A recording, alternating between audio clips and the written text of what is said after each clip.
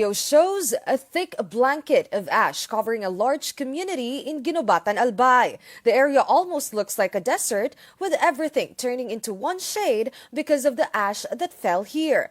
Roofs of houses and other structures, even the church, appear to be covered by ash from the still restive Mayon volcano. Even trees and plants at the foot of the volcano were not spared from the ashfall. As a result, all 44 barangays in the town have been affected. That is equivalent to more than 28,000 families or nearly 100,000 individuals. Sabi kahapon talagang nag-zero visibility po dito sa bayan namin.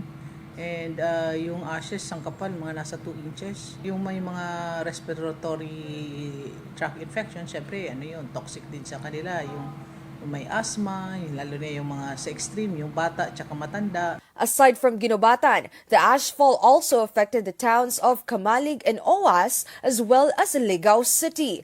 On Sunday, Mayon eruption's visibility on the roads dropped to zero several times whenever motorists passed through ash that had accumulated on the road.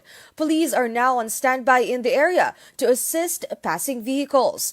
The Bureau of Fire Protection has also been continuously flushing or pumping water in the area. Meanwhile, personnel from the Department of Public Works and Highways, or DPWH, are shoveling ash to keep it from clogging drainage canals. 72-year-old Nanay Guadalupe is wasting no time trying to clear the ash sticking to their yard. Super pagod kasi kailangan mo maglinis, hindi pwedeng bukas o sunod na araw. Lalo pa ito, madulas na kung hindi mo alisin yung putik, madulas, ma-aksidente tayo, mahirap na. PHIVOLCS explains no eruption took place. The agency says this was caused by pyroclastic density currents, or uson, a fast-moving and extremely hot flow of rock fragments and other volcanic materials rushing down the slopes of the volcano.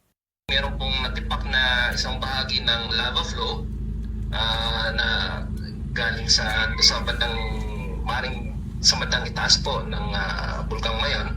At ito ay nagdulot ng, habang dumadaustos po ito pababa, nagdulot po ito ng pyroclastic density current. Ito yung nakita natin na malaking mass ng abo na kulay usok, na kulay itim kahapon sa bandang ibaba. So, pero wala naman po talagang pagputok na nangyari.